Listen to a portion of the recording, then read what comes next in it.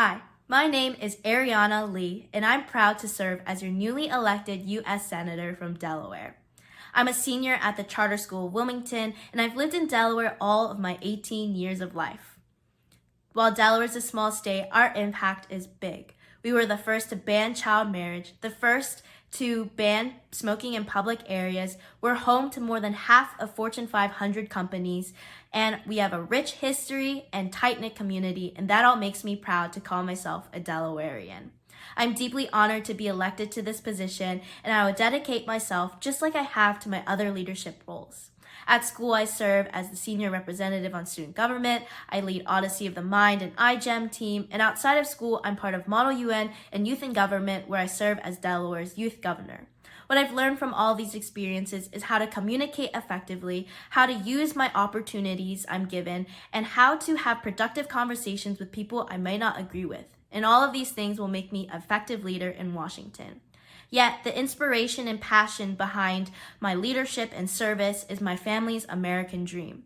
My father came from a poor rural village in China, and he worked extremely hard to bring his family to the U.S. Every day, I'm reminded of the privilege it is to be an American, and I'm dedicated to serving the community. That's enough about me. Let's talk about our future together. As Eleanor Roosevelt once said, the future belongs to those who believe in the beauty of their dreams.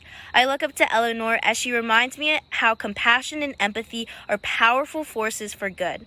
And as your senator, here are 2 initiatives I would champion. Number 1, educational equity. My father's ticket to the U.S. was through education, and as a senator, it's deeply important to me to protect access to quality education for all.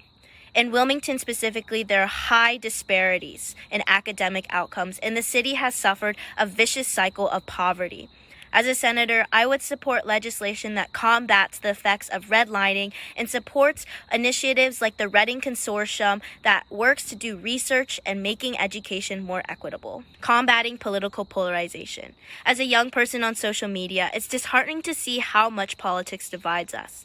In 2023, the Pew Research Center reported that 86% of Americans agreed that Republicans and Democrats were too busy fighting one another than solving actual problems. As your senator, I would champion bipartisan legislation like Chris Coons is doing with the Building Civic Bridges Act.